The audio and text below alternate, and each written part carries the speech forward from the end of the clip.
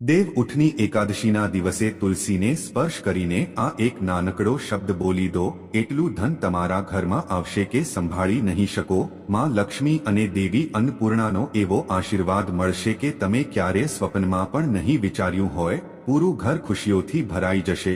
પૂરા વર્ષ તમારા ઘરમાં ધનની વર્ષા થશે. મિત્રો, આ એક નાનકડો શબ્દ સામાન્ય બિલકુલ પણ નથી. જ્યારે તમે આ નાના શબ્દની મહિમા જાણશો તો તમારા પણ હોશ ઉડી જશે સાંભળીને. કારણ કે જુઓ, જે શબ્દ હું તમને કહેવાનો છું તે શબ્દ તમને કોઈ પણ શાસ્ત્રમાં નહીં મળે.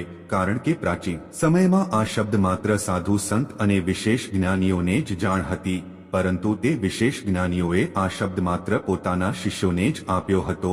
તો જો તમે આ શબ્દ સાંભળી રહ્યા છો તો સ્વયં માતા લક્ષ્મીએ તમને આ શબ્દ સાંભળવા માટે પસંદ કર્યા છે. જુઓ મિત્રો, દેવ ઉઠની એકાદશી એ એકાદશી છે જે ખૂબ જ પવિત્ર માનવામાં આવે છે અને તેને વર્ષની સૌથી મોટી એકાદશી કહેવામાં આવે છે. અને આ દિવસ એટલો પવિત્ર હોય છે કે આ દિવસે જો આપણે તુલસી માતા પાસેથી કંઈ પણ માંગીએ તો તુલસી માતા અને લક્ષ્મી માતા આપવા મજબૂર થઈ જાય છે. જી હા, આપણા શાસ્ત્રોમાં પણ કહેવાયું છે કે એકાદશીના દિવસે છે માતા તુલસીનો વિવાહ પણ થયો હતો. કહેવાય છે કે વર્ષમાં 365 દિવસ હોય છે, પરંતુ આ દિવસોમાં કેટલાક દિવસ એવા હોય છે જે પૂરા વર્ષનું ભાગ્ય બદલી નાખે છે, પૂરા ઘરની તસવીર બદલી દે છે. અને તેમાંથી જ એક દિવસ છે દેવ ઉઠની એકાદશી. એટલે કે નામથી જ સ્પષ્ટ થાય છે, દેવ ઉઠની એટલે કે આ દિવસે ભગવાન વિષ્ણુ નિદ્રામાંથી ઉઠે છે. આ વહી પવિત્ર દિવસ હોય છે જ્યારે ભગવાન વિષ્ણુ સ્વયં 4 મહિનાની યોગ નિદ્રા પછી ક્ષીર સાગરમાંથી જાગે છે. અને 4 મહિના સુધી જ્યારે ભગવાન વિષ્ણુ સૂતા હોય ત્યારે વિવાહ, માંગલિક કાર્ય, નવું કામ, નવો વેપાર બધું સંપૂર્ણપણે રોકી દેવામાં આવે છે. પરંતુ દેવ ઉઠની એકાદશીનો સૂર્યોદય થતાં જ પૂરું બ્રહ્માંડ માનવ જીવંત થઈ ઉઠે છે. મંદિરોમાં ઘંટડીઓ વાગવા લાગે છે, તુલસીના છોડ પર દીપક પ્રગટે છે અને દરેક ઘરમાં એક દિવ્ય ઉર્જા પ્રવેશ કરે છે. હવે તમે અહીં વિચારી રહ્યા હશો કે દેવ ઉઠની એકાદશીના દિવસે તુલસીને સ્પર્શ કરીને બોલવાનો તે શબ્દ કયો છે. તો તે શબ્દ હું તમને કહીશ, પરંતુ તે શબ્દ સાંભળતા પહેલા તમારે કેટલાક વિશેષ નિયમ અને કેટલીક વિશેષ સાવચેતીઓ પણ જાણવી પડશે. કારણ કે જો તમે સાવચેતીઓ, વિધિ અને નિયમ આ ત્રણેય વસ્તુઓને અવગણી અથવા અનસુની કરી તો તમને ફળ નહીં મળે. ઉલટું ફળ મળી શકે છે, જે છે તે પણ તમે ગુમાવી શકો છો. તેથી મિત્રો, જુઓ, તમને દરેક વસ્તુ હું વિગતવાર આ વિડીયોમાં કહીશ. તો સૌથી પહેલા તો તમે બધા આ નાનકડી વિડીયોને લાઈક કરી દો અને કોમેન્ટ બોક્સમાં જય માં લક્ષ્મી અવશ્ય લખી દો. માતા લક્ષ્મી તમારી તમામ મનોકામનાઓ પૂર્ણ કરશે. તો મિત્રો, જુઓ, એવું માનવામાં આવે છે કે જે ઘરમાં તુલસી હોય છે તે ઘરમાં માતા લક્ષ્મીનો વાસ અવશ્ય હોય છે. કારણ કે તુલસીને માતા લક્ષ્મીનું બીજું સ્વરૂપ માનવામાં આવે છે અને જે ઘરમાં તુલસી હરિયાળી રહે છે, ખીલી ખીલી રહે છે, તો એવું માનવામાં આવે છે કે તે ઘરથી માં લક્ષ્મી પ્રસન્ન છે. અને એ પણ કહેવાય છે કે જો કોઈ ઘરમાં તુલસી વારંવાર સુકાઈ જાય છે, તુલસી ફળતી નથી, તો તેનો સીધો અર્થ એ છે કે માતા લક્ષ્મી તમારાથી નારાજ છે અને તમારા ઘરમાં કેટલીક એવી નકારાત્મક શક્તિઓ છે જે માતા લક્ષ્મીને તમારા ઘરમાં પ્રવેશ કરવાથી રોકી રહી છે.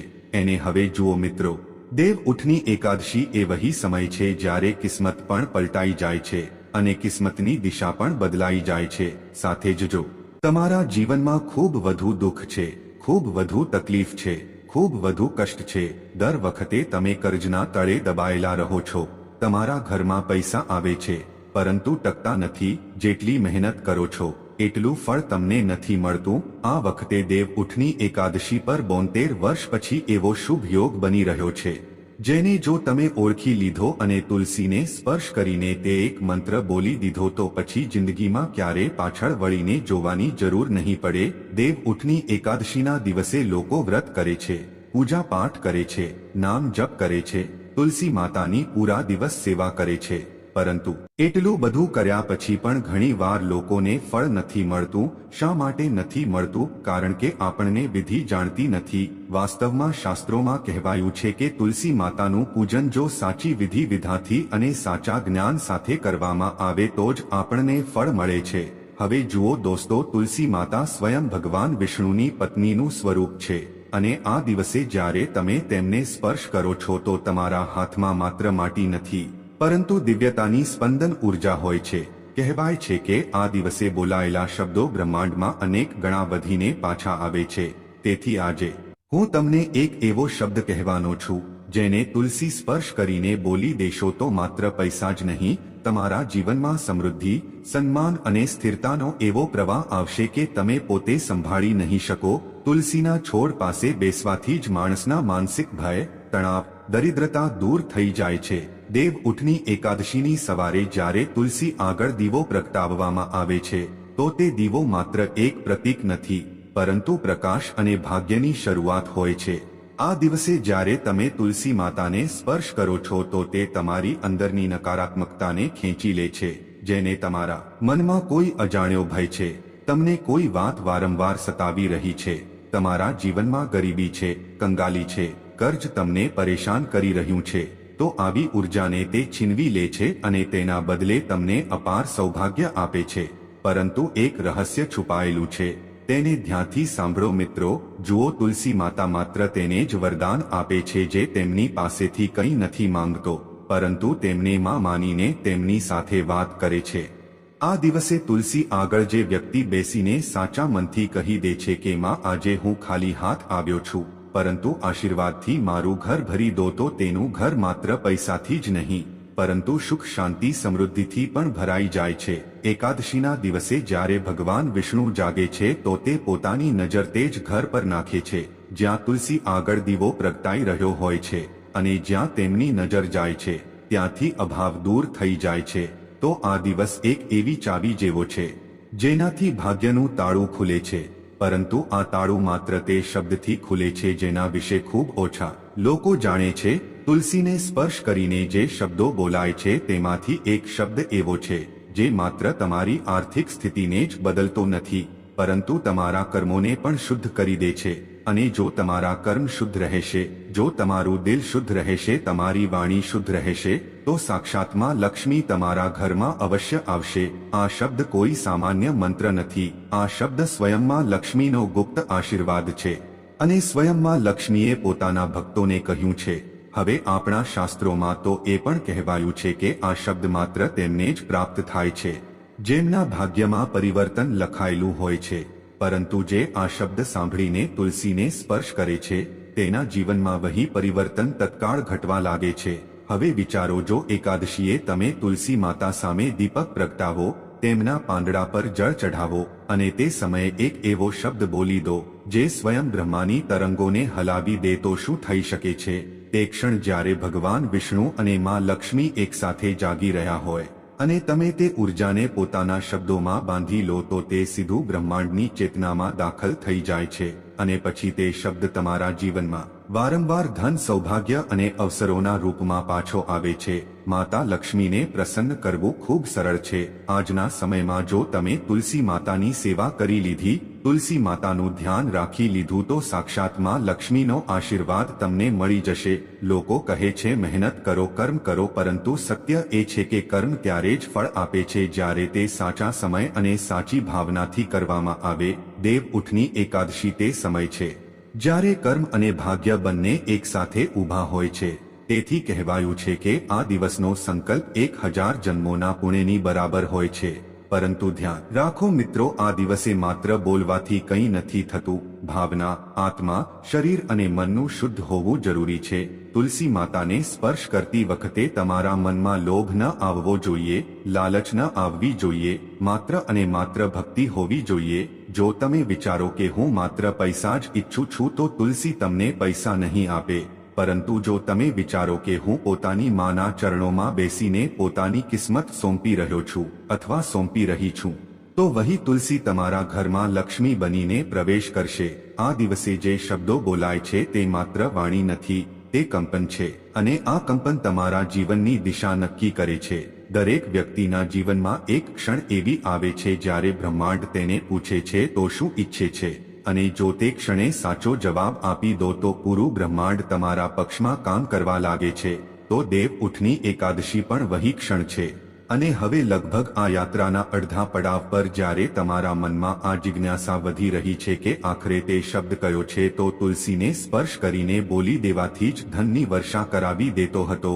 સાંભળો, આ શબ્દ કોઈ ગ્રંથમાં લખાયેલો નથી. આ શબ્દ અનુભવથી ઉત્પન્ન થયેલો શબ્દ છે. આ શબ્દ ત્યારે જન્મ્યો જ્યારે એક વૃદ્ધ સાધુએ પોતાના અંતિમ સમયમાં એક બ્રાહ્મણના કાનમાં કહ્યું હતું, જેને આ શબ્દ સમજાઈ ગયો. તેના ઘરમાં ક્યારેય દરિદ્રતા નહીં ટકે અને એ જ શબ્દ હું આજે તમને આપવાનો છું.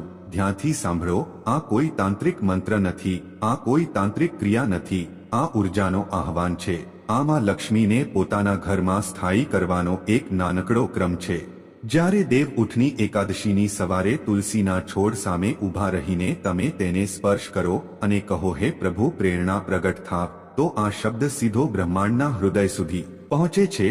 પ્રકટનો અર્થ છે જે અધિકાર સુધી છુપાયેલું હતું તે હવે દેખાય, અને પ્રભુ પ્રેરણાનો અર્થ છે તે દેવ ઉર્જા જે ભગવાનના મનથી ઉઠીને તમારા મનમાં પ્રવેશ કરે. જ્યારે તમે તુલસીને સ્પર્શ કરીને આ કહો છો કે પ્રકટ હો પ્રભુ પ્રેરણા, તો તમે માત્ર શબ્દો નથી બોલી રહ્યા, તમે બ્રહ્માંડને આદેશ આપી રહ્યા હોવ છો કે હવે મારી કિસ્મત પ્રકટ થાઓ, મારા ધનના માર્ગ પ્રકટ થાઓ, મારા સૌભાગ્યના દ્વાર ખુલ્લા થાઓ. આ શબ્દ બોલ્યા પછી જે કંપન તમારી અંદર ઉદ્ભવે છે તે તુલસીના પાંદડાઓમાંથી પસાર થઈને ઉપર તરફ જાય છે અને વહીંથી જ શરૂ થાય છે પરિવર્તનની પ્રક્રિયા, પરિવર્તનનો માર્ગ. તો આશા છે કે તમને શબ્દ સારી રીતે સમજાઈ ગયો હશે. હવે જુઓ, ઘણા લોકોએ અનુભવ કર્યો છે કે આ શબ્દને તુલસીને સ્પર્શ કરીને બોલ્યા પછી કેટલાક દિવસોમાં તેમને અપ્રત્યાશિત રીતે ધન લાભ થયો, ખોવાયેલા પૈસા પાછા આવી ગયા, બંધ વેપાર ફરી ચાલવા લાગ્યો અને ઘરમાં એવી શાંતિ આવી જે વર્ષોથી ગાયબ હતી. તો તેનું કારણ છે કે જ્યારે તમે આ શબ્દ બોલો છો અને તમારી અંદરની નકારાત્મકતા સ્વયં તુલસીની જડમાં ચાલી જાય છે, તો તેની જગ્યાએ સકારાત્મક ઉર્જા તમારા જીવનમાં ફેલાઈ જાય છે. આ શબ્દ તમારા કર્મોની દિશા બદલી દે છે. આ માત્ર પૈસા નથી આપતો, આ તમને તે સ્તર પર લઈ જાય છે જ્યાં તમે સમૃદ્ધિને સંભાળવા લાયક બની જાઓ છો. મિત્રો, આ દિવસની શક્તિને સમજવી ખૂબ જરૂરી છે, કારણ કે આ દિવસ ખૂબ પવિત્ર હોવા સાથે સાથે ખૂબ ચમત્કારી પણ છે. અને કહેવાય છે કે એકાદશી તો પવિત્ર હોય છે અને આપણા શાસ્ત્રોમાં અમાવસ્યાથી પણ વધુ મહત્વ, પૂર્ણિમાથી પણ વધુ મહત્વ એકાદશીનું કહેવાયું છે. તો આ વહી સમય હોય છે જ્યારે બ્રહ્માંડ સાંભળી રહ્યું હોય છે, જ્યારે પવનો તમારા શબ્દોને લઈને ઉપર સુધી જઈ રહી હોય છે.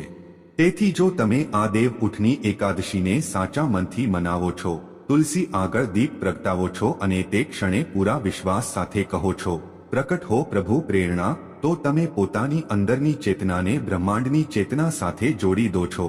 તે ક્ષણે તમારા જીવનની જૂની તકલીફો, અસફળતાઓ, આર્થિક અવરોધો બધું ધીરે ધીરે ખતમ થવા લાગે છે અને ફરીથી કેટલાક જ સમયમાં તમે જોશો કે પૈસા માત્ર આવતા નથી, ટકે પણ છે. કારણ કે આ શબ્દ માત્ર બોલાવતો નથી, સંભાળવું પણ શીખવે છે.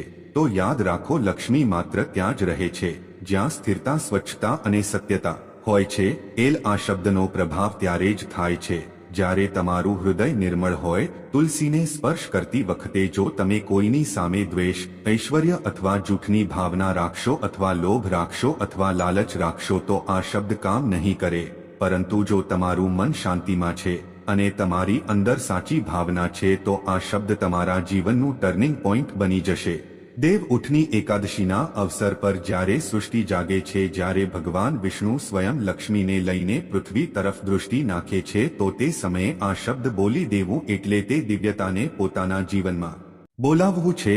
તુલસીને સ્પર્શ કરીને આ શબ્દ બોલ્યા પછી એક દીપક તમારે પ્રગટાવવો છે. જુઓ, પછીની પ્રક્રિયા જાણવી પણ ખૂબ જરૂરી છે, કારણ કે પ્રક્રિયા જો વિધિ વિધાથી કરવામાં આવે, જો ઉપાય પૂરી માહિતી સાથે કરવામાં આવે તો જ સારું છે.